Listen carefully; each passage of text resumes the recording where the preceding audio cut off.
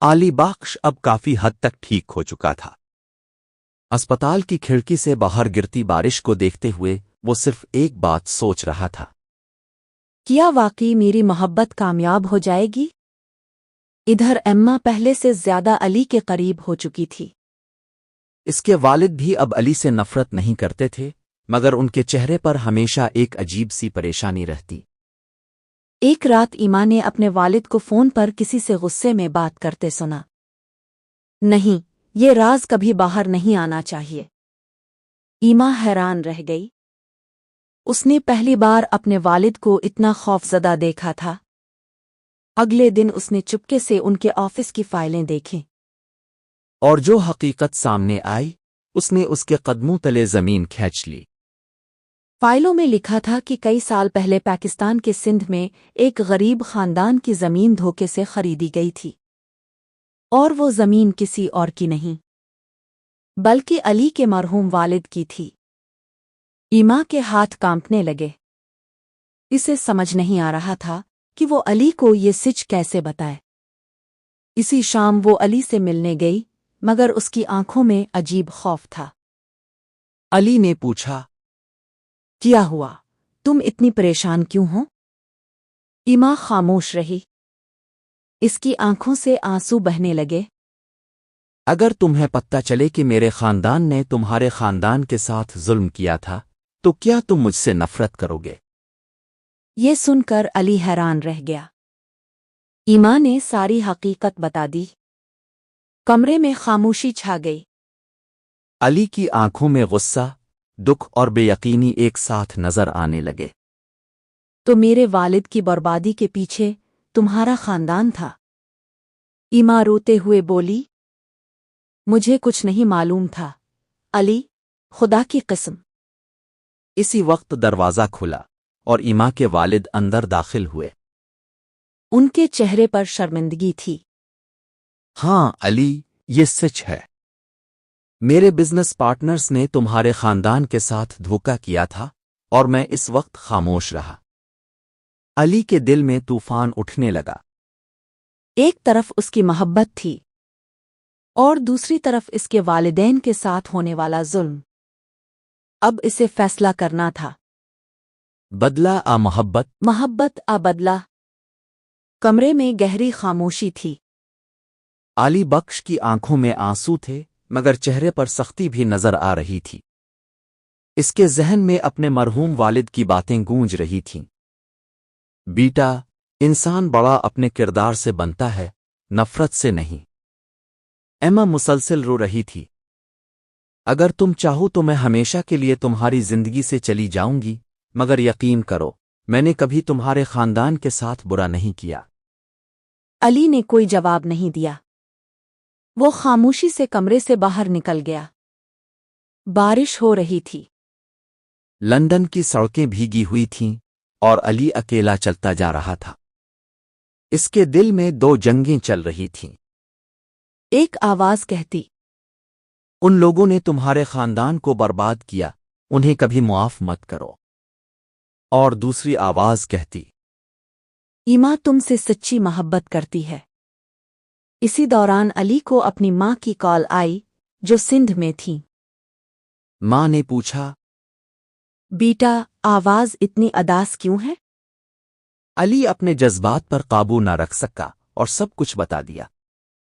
چند لمحے خاموشی رہی، پھر اس کی ماں نے دھیرے سے کہا، بیٹا، اگر ہر ظلم کا جواب نفرت سے دیا جائے تو دنیا کبھی محبت نہیں دیکھے گی۔ اللہ معاف کرنے والوں کو پسند کرتا ہے۔ یہ الفاظ علی کے دل میں اتر گئے۔ اگلے دن علی دوبارہ ایما کے گھر گیا۔ ایما ڈری ہوئی تھی۔ اسے لگ رہا تھا کہ شاید آج علی ہمیشہ کے لیے اسے چھوڑ دے گا۔ مگر علی اس کے سامنے جا کر رک گیا۔ تمہارے خاندان نے غلطی کی تھی، لیکن تم نے نہیں۔ ایما حیرت سے اسے دیکھنے لگی۔ علی نے آہستہ سے کہا، میں نفرت کے بجائے محبت کو چن رہا ہوں۔ یہ سن کر ایما کی آنکھوں سے خوشی کے آنسو بہنے لگے۔ وہ فوراً علی کے گلے لگ گئی۔ ایما کے والد بھی یہ سب دیکھ رہے تھے۔ ان کی آنکھوں میں شرمندگی تھی۔ وہ علی کے قریب آئے اور بولے، آج تم نے ثابت کر دیا کہ تم صرف میری بیٹی کے لائق ہی نہیں بلکہ ایک بڑے دل والے انسان بھی ہو۔ پھر انہوں نے ایک فائل علی کے ہاتھ میں دی۔ یہ سندھ میں تمہارے خاندان کی زمین کے اصل کاغذات ہیں۔ میں سب کچھ واپس کرنا چاہتا ہوں۔ علی حیران رہ گیا۔ مگر ابھی ایک اور طوفان باقی تھا، کیونکہ ایما کے خاندان کے دشمن اب علی کو راستے سے ہٹانا چاہتے تھے۔ دشمنوں کا حملہ۔ علی بخش کے ہاتھ میں زمین کے کاغذات تھے۔ اس کی آنکھوں میں خوشی بھی تھی اور حیرت بھی۔ آخرکار اس کے والد کا حق واپس مل رہا تھا۔ مگر ایما کے والد جانتے تھے کہ یہ معاملہ اتنا آسان نہیں۔ انہوں نے دھیرے سے کہا، جن لوگوں نے یہ دھوکہ کیا تھا وہ بہت خطرناک ہیں۔ اگر انہیں پتہ چل گیا کہ حقیقت سامنے آ گئی ہے تو وہ خاموش نہیں بیٹھیں گے۔ اسی رات لندن میں ایما کے گھر کے باہر ایک کالی گاڑی آ کر رکی۔ چند نقاب پوش آدمی باہر نکلے۔ ان کا مقصد صرف ایک تھا، علی کو ختم کرنا۔ ادھر علی اور ایما گھر کی چھت پر بیٹھے مستقبل کے خواب دیکھ رہے تھے۔ ایما مسکرا کر بولی، میں ایک دن سندھ جانا چاہتی ہوں، دریائے سندھ دیکھنا چاہتی ہوں، تمہارے گاؤں کے لوگ، تمہاری ثقافت۔ علی ہنس پڑا، اور میں تمہیں اصلی سندھی بریانی کھلاؤں گا۔ دونوں ہنس رہے تھے کہ اچانک نیچے سے شیشے ٹوٹنے کی آواز آئی۔ وہ آ گئے۔ ایما کے والد چیختے ہوئے اوپر آئے۔ اسی لمحے گھر کے اندر فائرنگ شروع ہو گئی۔ ایما خوف سے کانپنے لگی، مگر علی فوراً اس کے سامنے کھڑا ہو گیا۔ ڈرنا مت، میں تمہیں کچھ نہیں ہونے دوں گا۔ نقاب پوش افراد اوپر پہنچ گئے۔ ان میں سے ایک نے غصے سے کہا، کاغذات ہمارے حوالے کرو ورنہ سب مارے جاؤ گے۔ علی نے مضبوطی سے فائل پکڑی۔ یہ زمین میرے باپ کا حق ہے۔ اچانک ایک آدمی نے بندوق سیدھی ایما کی طرف کر دی۔ فائل دو۔ یہ دیکھ کر علی بغیر سوچے ایما کے سامنے آ گیا، اور علی زمین پر گر گیا۔ ایما چیختی ہوئی اس کے پاس بھاگی۔ اس کے ہاتھ خون سے بھر گئے۔ اسی وقت پولیس کی گاڑیوں کی آواز سنائی دی۔ حملہ آور بھاگنے لگے۔ گھر میں ہر طرف خوف اور چیخیں تھیں۔ ایما روتے ہوئے علی کا سر اپنی گود میں رکھ کر بول رہی تھی، تمہیں کچھ نہیں ہوگا، پلیز آنکھیں کھولو۔ علی نے مشکل سے آنکھیں کھولیں۔ ہونٹوں پر ہلکی مسکراہٹ آئی۔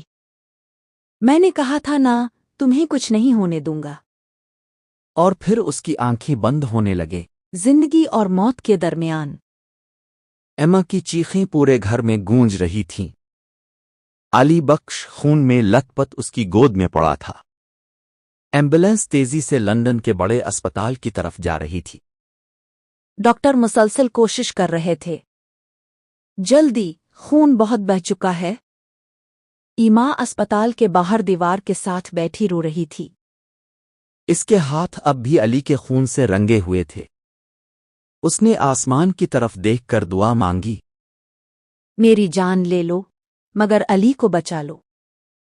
کئی گھنٹوں بعد آپریشن تھیٹر کا دروازہ کھلا۔ ڈاکٹر باہر آیا۔ گولی دل کے بہت قریب لگی تھی۔ اگلے 24 گھنٹے بہت اہم ہیں۔ یہ سن کر ایما کے والد بھی پریشان ہو گئے۔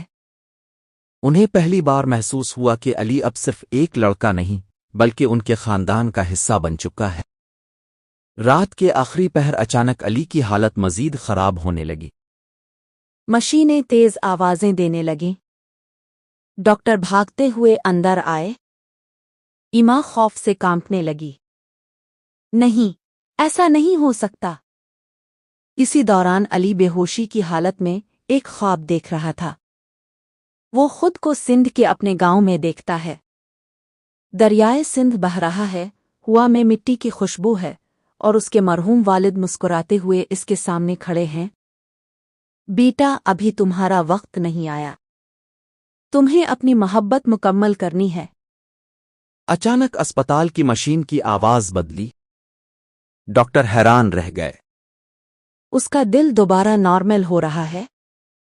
चंद लम्हों बाद अली ने आहिस्ता आहिस्ता आंखें खोल दें। ईमा खुशी से रोने लगी। अली ने कमजोर आवाज में कहा, मैं वापस आ गया। चंद दिन बाद पुलिस ने हमला आवरों को गिरफ्तार कर लिया। सच पूरी दुनिया के सामने आ चुका था।